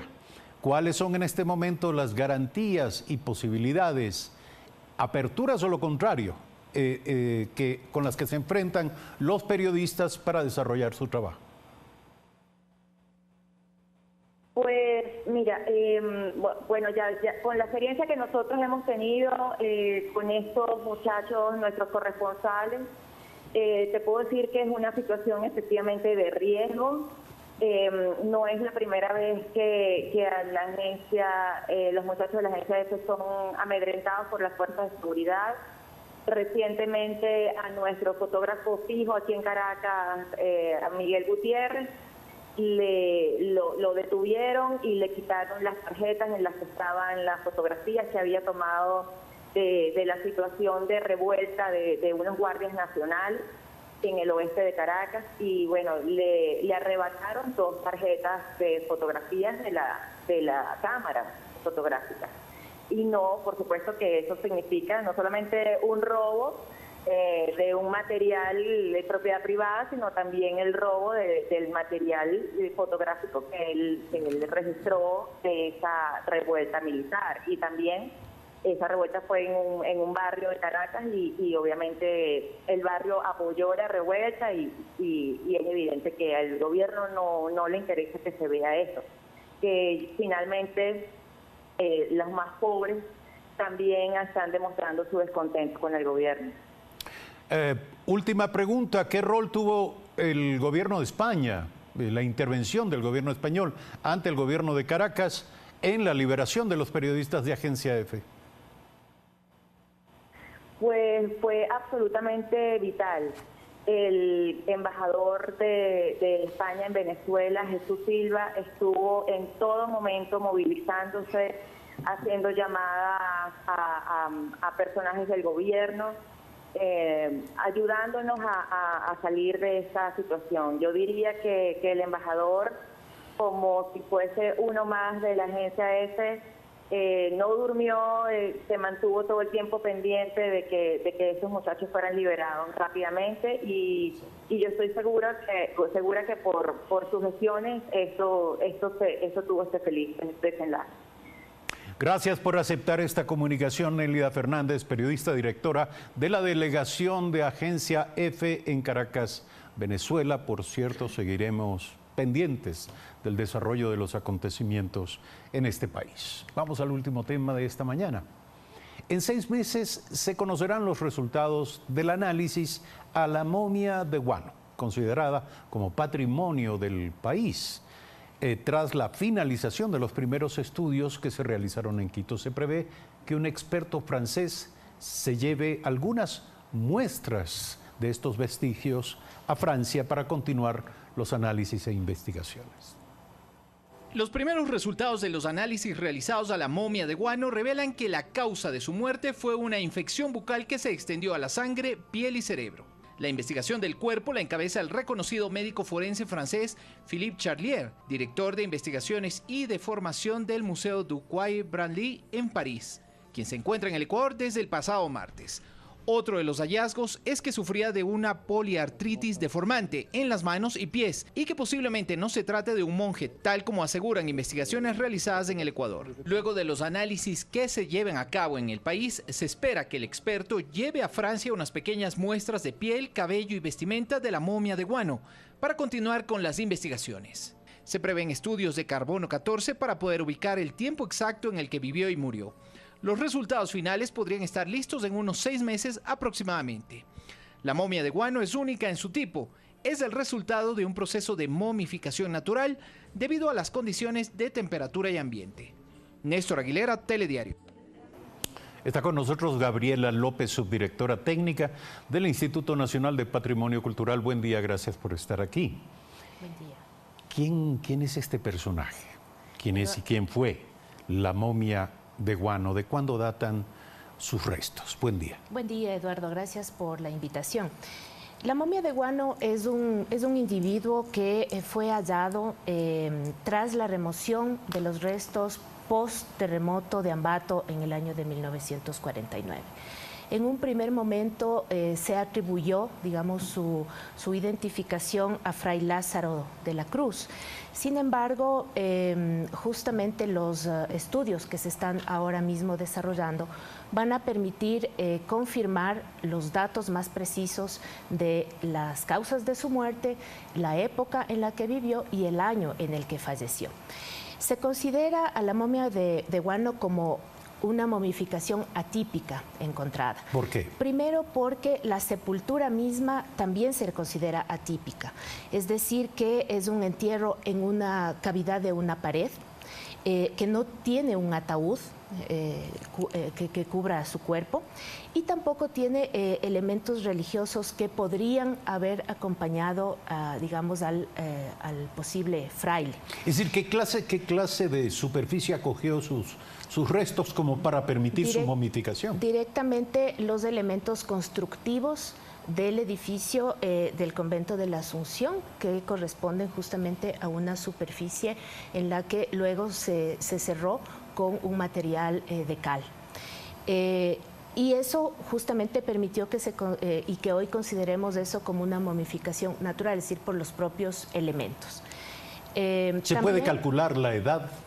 Estamos justamente haciendo unos análisis más precisos, pero los primeros hallazgos pueden hacer suponer que se trata de un hallazgo de fines o del último tercio del siglo XVI. Esto también está acompañado, digamos, con la posición en la que se le encontró. Es una posición de cúbito dorsal, es decir, que está en posición de boca arriba, con la cabeza semi-inclinada. y con los brazos cruzados, además del uso de la vestimenta, que también es un elemento que está en análisis para poder cotejar las hipótesis que se han venido manejando. ¿Y esto qué puede significar? Es decir, la posición de su cuerpo. Justamente son, digamos, aspectos que tienen que cruzarse con unos estudios etnohistóricos, históricos, para determinar cuáles han sido también las prácticas funerarias en ese periodo de tiempo. Cuando le preguntaba por la edad, la curiosidad iba por cuáles habrían sido las causas de la muerte y a qué edad falleció. Los primeros análisis, y esto siempre hablando de hipótesis, podrían determinar que es un individuo que más o menos falleció entre los 60 años de edad. Y la causa, digamos, que ha sido anunciada ahora mismo por el científico francés Philippe Charlier, determina que pudo haber una fístula en su mentón que luego causó una infección más amplia, primeramente en la cavidad bucal, y luego pudo haberse extendido a otras partes del cuerpo, incluido el cerebro. Esa posiblemente es la causa directa de la muerte, pero además los otros hallazgos también permiten inferir que este individuo tuvo otras enfermedades como la poliartritis reumática. Bueno, en aquellos años llegar a los 60 años era bastante. Así es. Entonces, y lo más importante de esta segunda condición médica es que aparentemente la enfermedad es originaria de América y posiblemente esta migró hacia Europa. Entonces estamos hablando de un individuo que podría permitir hacer unos análisis más certeros frente a la historia de la propia medicina. ¿Y su vestimenta qué permite presumir respecto de quién fue el personaje? La vestimenta está en análisis. Lo que estamos haciendo justamente es se hizo más bien dicho un muestreo de los textiles para determinar primero las tecnologías de producción, luego los tipos de puntada y los materiales que se originaron para determinar la temporalidad y el tipo de vestimenta. Esto, como lo dije antes, sí tiene que estar correlacionado con un estudio histórico del uso social de esa vestimenta para poder tener una hipótesis o una confirmación más precisa. ¿Por qué es cultural e históricamente importante el caso de la momia de guano? La momia de guano es un caso importante para el patrimonio cultural del país. Primero porque nos ha permitido, digamos, abrir una línea de investigación poco desarrollada en el país, y es justamente este ámbito de la antropología física, la antropología o la arqueología forense. Es decir, a través del análisis de los restos humanos, poder determinar, más allá de las causas de la muerte, que son importantes, pero las formas de vida del pasado. Eso justamente es lo que el Instituto está ahora mismo abocado a fortalecer para poder tener una perspectiva mucho más amplia e integral de la realidad y del pasado nacional. Sí, ciertamente fascinante y es fantástico que podamos conocer los demás, no solo los especialistas, lo que se está haciendo en esta materia en el país. Entiendo que algunos de los vestigios serán llevados a Francia. ¿Qué significa esto? Es decir, ¿no existe todavía la capacidad en el Ecuador para completar los estudios e investigaciones? Así es, Eduardo. ¿En qué materias, digamos, requerimos el apoyo y la cooperación? Justamente, primero decir que los pequeños fragmentos que se llevaron son esos, son mínimas muestras que no causaron ningún tipo de invasión a la conservación misma de la momia, y tienen que ver con análisis de carbono 14, ADN y unos análisis toxicológicos, los cuales se van a realizar en Francia. ¿Necesariamente tienen que llevarse a cabo en laboratorios? No tenemos, en otros países? Al menos acá en el propio instituto, en otro laboratorio, justamente este tipo de análisis. Y en el Instituto Nacional de Patrimonio Cultural se están haciendo los análisis de los textiles. Es un tipo de análisis que sí vamos a disponer. Muchísimas gracias por estar aquí, por informarnos al respecto. Gabriela López, subdirectora técnica del Instituto Nacional de Patrimonio Cultural. Gracias, amigas y amigos, por seguirnos en esta semana. El próximo lunes, 6:55, de nuevo con ustedes en Primera Impresión. Un buen fin de semana.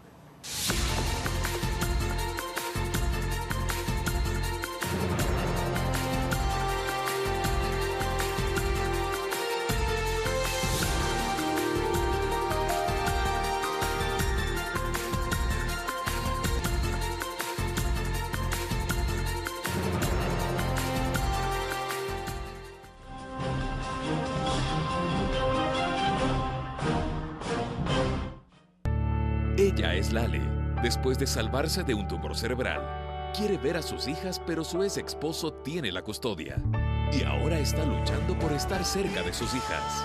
Conoce su historia en Mi Último Deseo. De lunes a viernes, 21 horas. Por Ecuador TV. Comparte la emoción. Este martes en Memoria del Futuro. Organic Sorbent, una fibra absorbente de hidrocarburos totalmente reciclada. Bombasoil, un mejorador de suelo a base de estiércol de gallinas. Y Plan Z, un material biodegradable que busca reemplazar la espuma Flex. Las buenas ideas están en Memoria del Futuro. Este martes a las 22 horas. Por Ecuador TV. Comparte la emoción. Las historias continúan.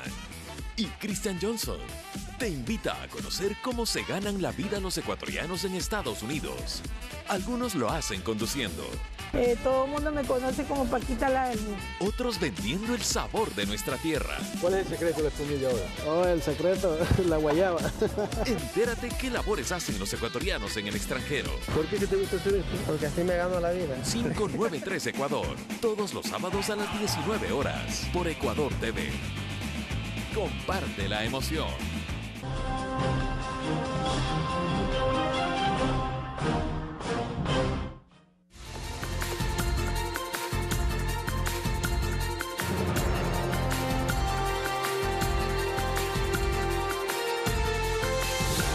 Viernes 1 de febrero continuamos con la información aquí en Telediario. Gracias como siempre por su preferencia. A esta hora le contamos que 6 provincias participaron del simulacro que organizó el Servicio Nacional de Gestión de Riesgos y Emergencias del Ecuador. Esto con la finalidad de generar una cultura de prevención. Según las conclusiones de las autoridades, la respuesta y reacción fue favorable.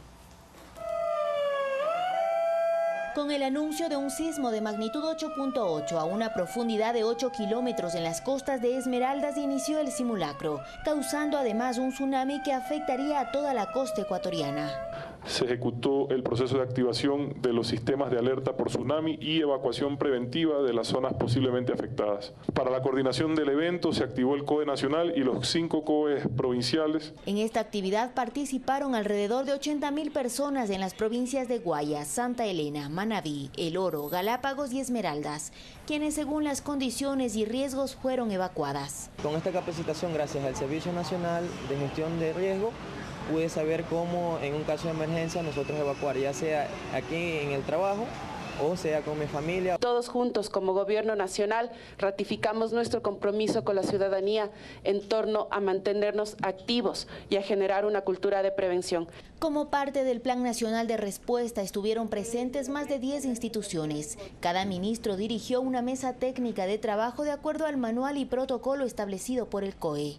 Hemos demostrado que el Sistema Nacional Descentralizado de Gestión de Riesgos funciona, se activa y está articulado. Y esa es una buena noticia para el país. Estamos preparados. Así también la reacción en el sistema educativo valoró la respuesta y comportamiento ante algún tipo de desastre. Fue muy importante este ejercicio también porque el Ministerio de Educación puso a prueba el Plan Nacional de Respuesta ante emergencias, desastres y catástrofes.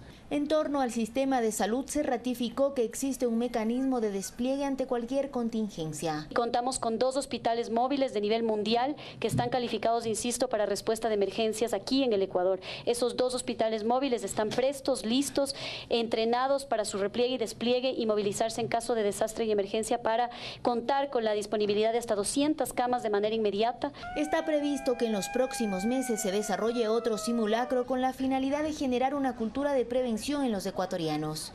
Olga Velasco, Telediario.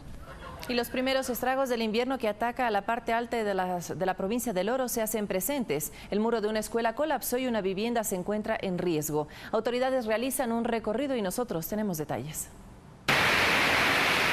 Una torrencial lluvia que cayó la noche de ayer sobre el cantón Portobelo causó varios estragos, entre ellos el colapso de un muro de la escuela Federico Foebres.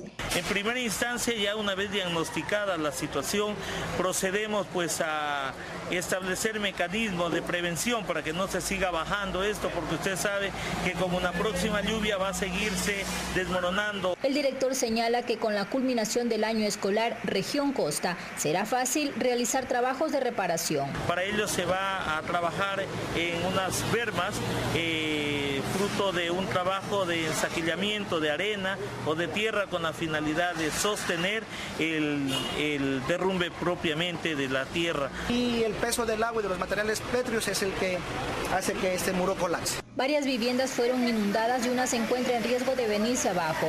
Una persona de la tercera edad que vivía allí fue evacuada por el personal de bomberos. Prácticamente fueron las personas que se brindó mayor ayuda en este sector debido pues a que prácticamente pues su vivienda se encontraba totalmente inundada. En las vías del cantón existen pequeños deslizamientos, por lo que se pide conducir con precaución. Hay deslizamientos de piedras, de tierra, pero que prácticamente no han afectado en su totalidad la vía, pues, pero tenemos accesibilidad en este sector y que los vehículos puedan trasladarse en este lugar. La Secretaría de Riesgos evalúa la situación para emitir un previo informe.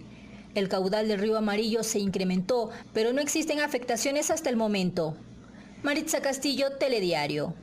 7 de la mañana, 36 minutos. El Ministerio de Transporte y Obras Públicas firmó un convenio con 6 universidades del país para desarrollar la plataforma de movilidad sostenible e investigación académica MOVIA para aprovechar los conocimientos desde las instituciones superiores e implementar políticas para mejorar esta problemática mundial. En este evento, el ministro Aurelio Hidalgo se refirió al daño del radar secundario de control del espacio aéreo de Guayaquil, problema que fue advertido por el alcalde de esa ciudad, Jaime Nebot. Hidalgo señaló que en pocos meses se contará con la compra de un nuevo artefacto que cubra esta necesidad de la urbe. Aclarando que en ningún momento dado va a quedarse incomunicado en caso de que este radar llegue a colapsar. Tenemos sistemas de monitoreo manuales, tenemos otros radares también interconectados en otros aeropuertos, por lo tanto en ningún momento dado va a quedar sin poder funcionar el aeropuerto. Esperamos hasta mañana contestar las observaciones y en 2-3 meses tener ya los recursos para proceder a la compra de radar, que sería la solución en forma definitiva. Y como parte del fomento productivo que lleva a cabo el Gobierno Nacional en la provincia de Chimborazo, el Ministerio de Agricultura entregó 80 kits apícolas a varias asociaciones. El objetivo es incrementar 4.000 nuevas colmenas en las 23 provincias del país. El Ministerio de Agricultura tiene como objetivo impulsar la apicultura y los productos que se derivan de esta actividad a nivel nacional. Es por ello que en 23 provincias se entregan 1.330 kits para fomento apícola. Tenemos nosotros como ministerio la responsabilidad de trabajar en que haya mercado para su producción. Esta cartera de Estado planifica ayudar a los apicultores a firmar contratos de venta en el exterior, de tal forma que la producción y la comercialización esté asegurada. Eso evitaría una producción que no tiene dónde colocarse y que después genera dificultades, y eso para todos los productos agrícolas. Para los apicultores de Chimborazo, el año anterior fue un periodo de aprendizaje y muy productivo. En la experiencia de la apicultura sacamos un promedio de 60 kilos por colmena. Fue algo excelente, primera vez que se dio. Por eso se encuentran motivados y muchos incursionan en elaborar más productos y con calidad que les permita competir en los mercados nacionales e internacionales. Nosotros netamente lo que hemos dado es no solamente quedarnos con la producción básica de miel, polen o algún tipo de derivado, ¿no? Nosotros, como ustedes ven, maquilamos absolutamente toda la línea. La meta del Ministerio de Agricultura al entregar los kits apícolas es incrementar 4.000 nuevas colmenas a nivel nacional. Para Telediario, Gonzalo Parra. Nos vamos directamente a la frontera norte porque en un retén militar de Tulcán, provincia del Carchi, se decomisó munición de alto calibre. El operativo forma parte de varios controles militares que se efectúan a lo largo de esta frontera.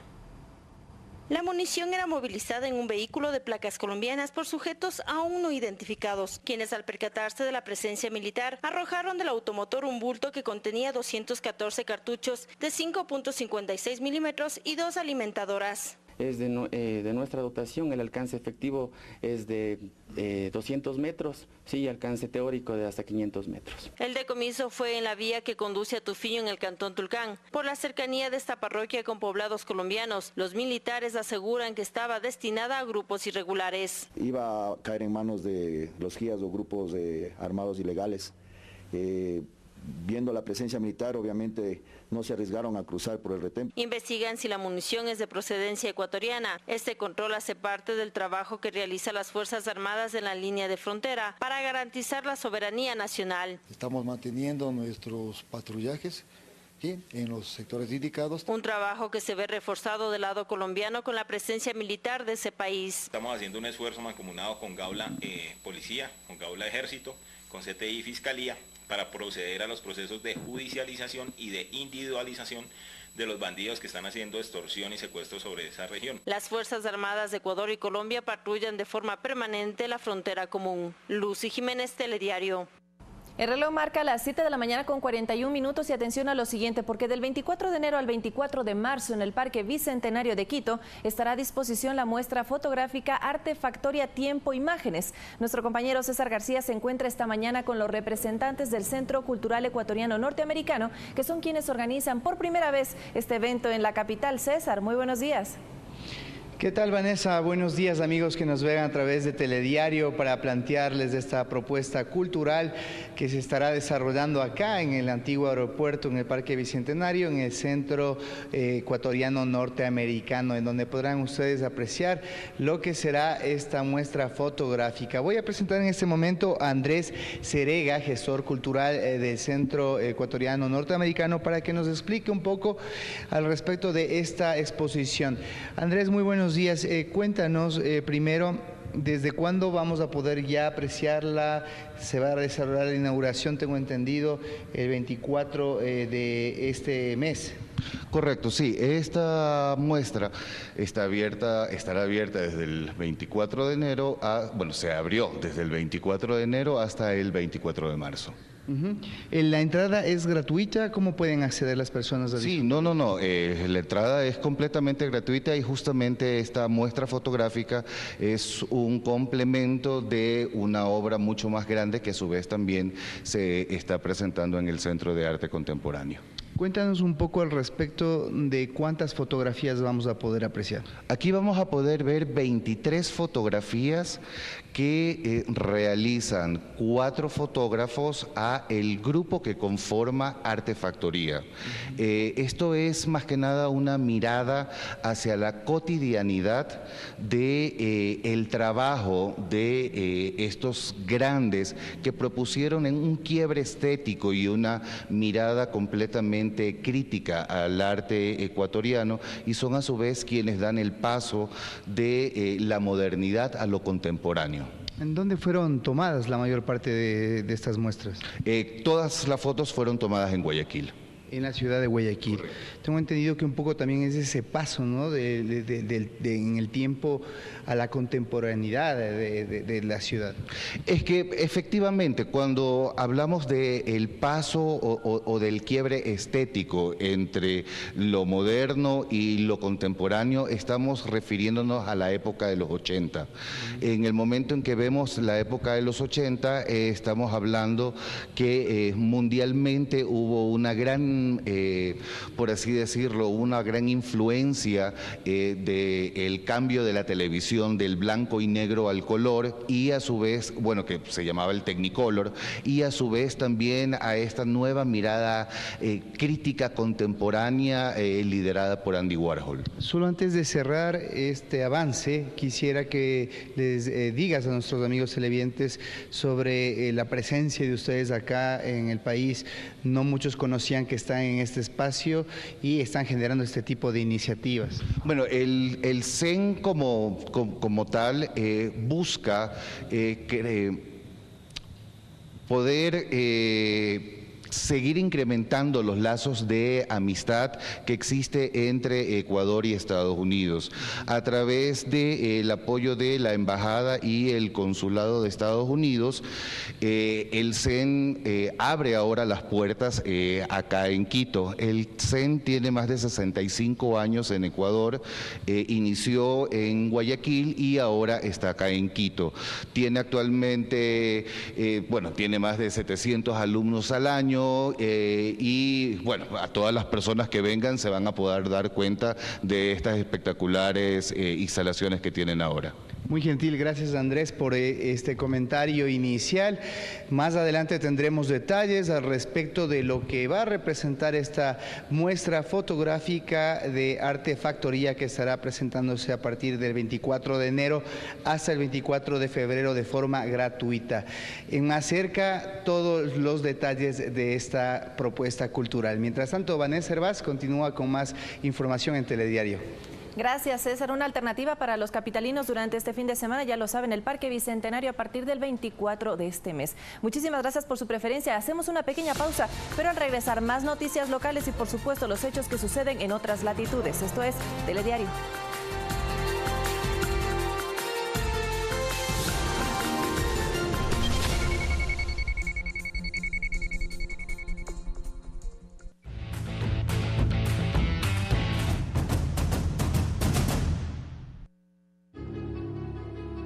Un rinoceronte, un chimpancé, una foca, un orangután y una jirafa son los protagonistas de estas historias.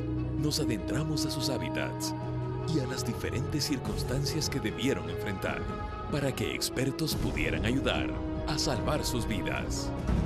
Planeta Peligro, todos los domingos a las 21 horas.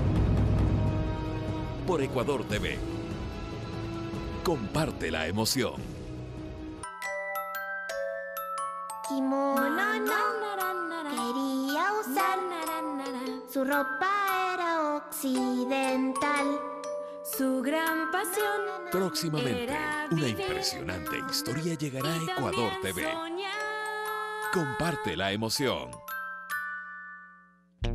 Este fin de semana en Cine Familiar, sábado. Ustedes dos son muy especiales. Y algunos humanos no pueden vivir con eso. Toda una familia de vampiros ha ocupado la casa. Las Hermanas Vampiro 1. Domingo. Voy. Nuestro primer concierto.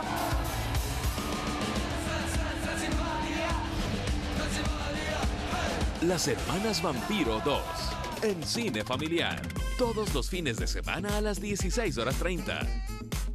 Por Ecuador TV. Comparte la emoción. Hoy. ¡Ay, Jane! ¿Qué pasó? ¡Se casa mi abuelito César! Bienvenido a casa, Toto. Libre para amar, para besar. Hey, bienvenida al amor.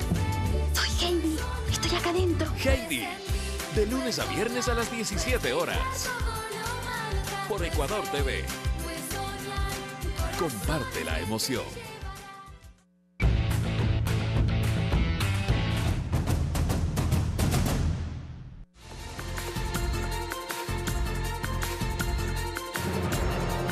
En Telediario es momento de las noticias del mundo y le contamos que 2.1 toneladas de colmillos de elefante y 8.3 toneladas de escamas de pangolín fueron decomisadas por la aduana de Hong Kong. 2 personas fueron detenidas. El envío ilegal proveniente de África superaba los $7 millones y su destino era Vietnam.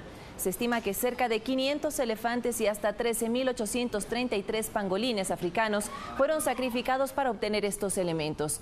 Las autoridades presumen que el cargamento estaba destinado a la parte continental de China para su uso en la medicina tradicional y la elaboración de esculturas. Y la ola de frío que experimentan amplias zonas del norte de Estados Unidos y el centro de Canadá empezarán a moderarse en las próximas horas. Los meteorólogos advierten que en las zonas donde se registraron temperaturas bajo cero en niveles históricos estos días, podrían superar los 0 grados en este fin de semana, lo que a su vez provocaría problemas por el rápido deshielo de la nieve que cayó en las últimas horas. En Pekín, China, se ofrece una nueva terapia antiestrés. Se trata de Smash, un lugar en el que por un módico costo las personas se pueden encerrar en una habitación con múltiples objetos y destruirlos con la ayuda de bates, varas metálicas o mazos. Para los dueños de este peculiar negocio, su idea se ha vuelto rentable con una inversión de hasta $2.230 en objetos para romper y una facturación que supera los $19.000. Y con la etiqueta Fuerza Habana, habitantes dentro y fuera de la isla llamaron a la solidaridad con el pueblo cubano azotado por un tornado hace 3 días. La reciente activación del servicio 3G permitió extender el uso de Internet en la isla y propició un mayor acceso a redes sociales como Twitter y Facebook, donde los proyectos solidarios se multiplican. Dentro de sus fronteras, la ayuda proviene también de la población, como el restaurante de la abuela, que reparte raciones de alimentos diarias a los damnificados. Y de vuelta al ámbito nacional, le contamos que educadores ecuatorianos podrán aprender nuevas metodologías de enseñanza en Estados Unidos a través de un intercambio de hasta 5 años. Las inscripciones estarán abiertas durante este mes de febrero. El proceso de selección se realizará en septiembre. Inquieta por conocer nuevas metodologías de enseñanza, María Caridad Ponce participó del programa de intercambio. Su solicitud fue calificada, se presentó a las entrevistas y su vida cambió. Renunció a la institución donde trabajaba como docente. Viajó a Estados Unidos. Y tenía un mes para vender todo, guardar todo y arreglar papeles y todo. Vendí todo, arreglé mi casa, renté mi casa, vendí mi carro.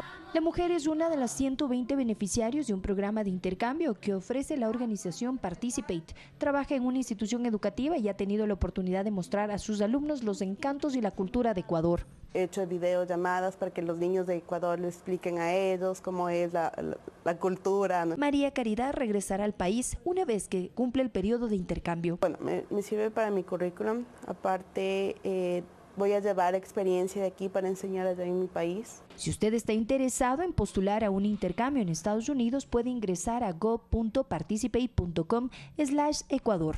Las inscripciones estarán abiertas durante el mes de febrero. El proceso de selección iniciará el próximo mes de septiembre. Quienes cumplan con todos los requerimientos desempeñarán tareas educativas durante 3 a 5 años. Y desarrolle su potencial como profesor y también para que aumente su calidad de persona. Los requisitos para postular: hablar inglés de forma fluida, título universitario en docencia, al menos 2 años de experiencia a tiempo completo en una escuela o colegio, licencia de conducir. Los docentes accederán a beneficios como un salario, seguro de vida, pasajes de avión para ellos y un acompañante cercano que haya iniciado el proceso de obtención de visa. Valeria Villarroel, Telediario.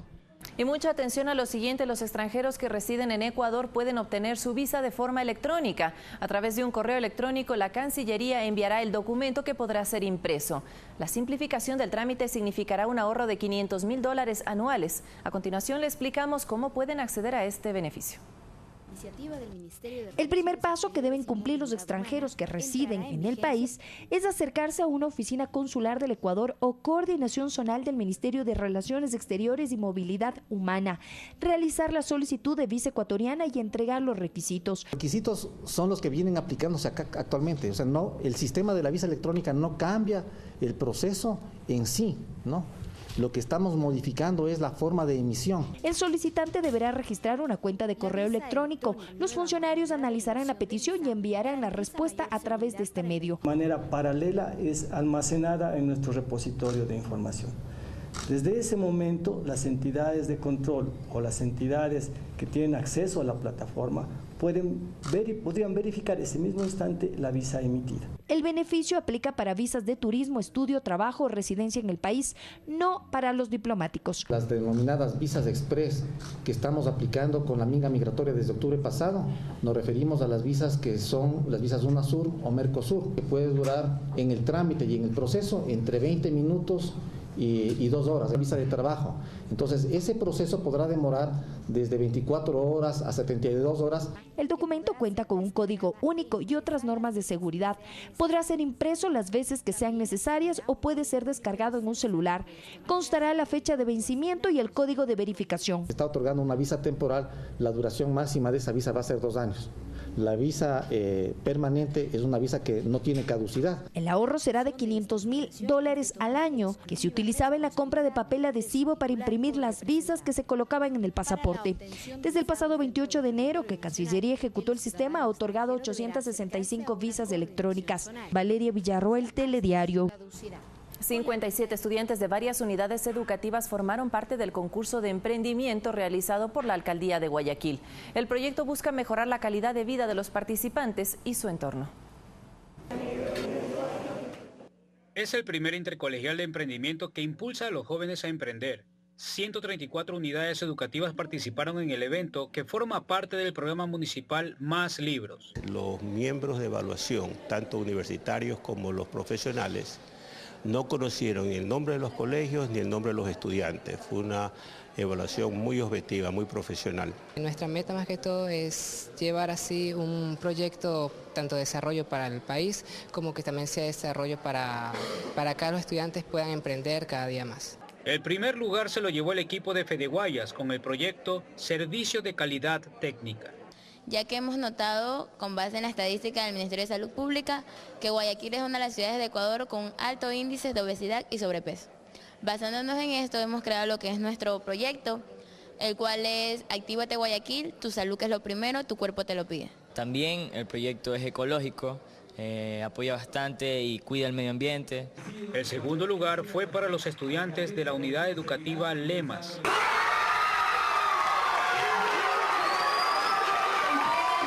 Es un viaje a Silicon Valley, donde los estudiantes van a poder conocer de primera mano estos monstruos de tecnología como lo es Facebook, eBay, Google, Oracle, Cisco, entre otros. Tercero, cuarto y quinto premios son becas completas de idiomas, en este caso de francés, de inglés y de mandarín. La innovación en el mercado permitirá a los adolescentes proyectarse como dueños de negocios.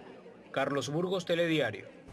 Y antes de finalizar, le contamos que en el Cantón Durán, provincia del Guayas, se construye el Centro Municipal de Atención para Personas con Discapacidad. La adecuación atenderá a cerca de 3.000 personas al mes y también capacitará a los cuidadores de este grupo prioritario. Cerca de 400 personas con discapacidad en el Cantón Durán, provincia del Guayas, contarán con una cobertura más amplia de atención prioritaria, una cifra que proyecta ascender a 3.000 atenciones al mes. Va a tener atención psicológica, terapeuta, hay un jardín de hecho terapéutico, hay una piscina justamente para generar procesos terapéuticos, vamos a tener un médico fisiatra, terapeutas físicos, terapeutas ocupacionales, terapeutas de lenguaje y también psicólogos en el área. Contar con un lugar cómodo brindará la asistencia necesaria, garantizando la atención integral de este grupo prioritario del Cantón Ferroviario. Yo me siento muy contenta porque se van a beneficiar todas las personas con discapacidad que viven en el cantón.